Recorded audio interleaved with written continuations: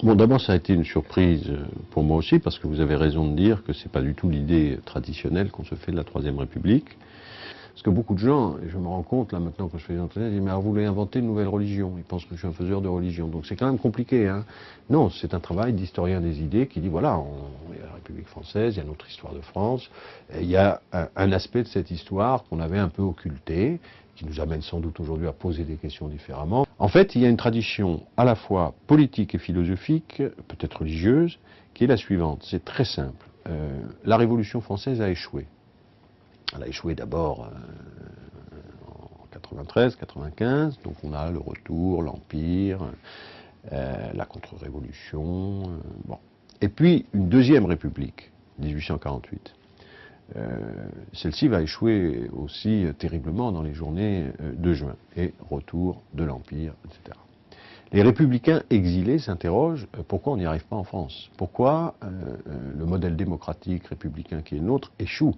L'histoire enquête, il y a quelque chose qui ne va pas. Bon. Et ils se disent finalement on a fait une erreur, c'est que dans notre pays, l'Église catholique est conservatrice, voire réactionnaire, mais elle détient dans le fond le pouvoir spirituel et un formidable pouvoir d'opinion et de conscience.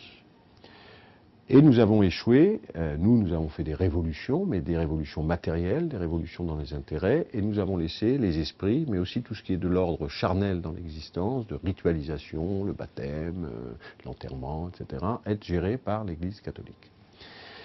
Dans un certain nombre de démocraties modernes, ils ont réussi à instaurer leur démocratie ou leur république. C'était un modèle au XIXe siècle, c'est l'Angleterre, les États-Unis, les Pays-Bas, parce qu'ils ont la religion protestante, qui est une religion qui correspond à la République, à la modernité, parce qu'elle est une religion de libre examen. Mais en France, certains ont tenté d'ailleurs des vagues de conversion au protestantisme. Hein, Eugène Sue, Jean Bobéro raconte ça très bien dans ses ouvrages. D'un autre côté, le philosophe Charles Renouvier, par exemple, ça ne marche pas. Parce que, vieux pays. Donc il faut que nous inventions, pour établir la République, une spiritualité, voire une religion spécifique. Ça germe donc dans les milieux républicains, beaucoup dans les milieux francs-maçons, sous le Second Empire. Se constitue d'ailleurs, par exemple, une alliance religieuse universelle, dans laquelle on va trouver à la fois des catholiques libéraux, des protestants libéraux, des juifs libéraux, puisque toutes les religions sont un peu, enfin les dogmatismes sont en crise, mais en même temps des athées, des matérialistes, etc., portant un projet de religion universelle, de religion éclairée. Bon.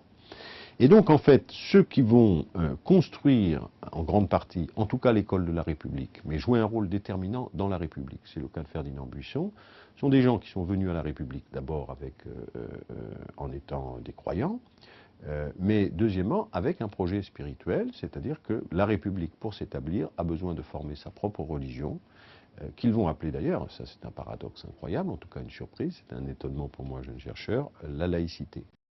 Une religion de la liberté, c'est une religion des droits de l'homme, c'est une religion donc de l'humanité partagée, c'est une religion de l'instruction, c'est une religion du libre examen, c'est une religion un peu hétérodoxe en ce sens qu'elle s'appuie sur tout un courant qu'on trouve à la fois dans la Kabbale, dans l'illuminisme, avec l'idée que c'est dans le fond aux hommes de continuer la création divine, donc on a une responsabilité aussi historique, ce qu'on appelle la théologie de la liberté, c'est-à-dire que l'œuvre n'est pas achevée, nous avons à la poursuivre, nous avons cette mission, et puis c'est comme je le dis, religion démocratique en ce sens que autant l'idée est de l'incarnation à travers Jésus, c'est-à-dire un seul homme, et eux leur idée c'est que dans le fond le divin, ou je ne sais pas comment dire, doit s'incarner dans tous les hommes, à égalité, pas de clergé, pas d'intercesseur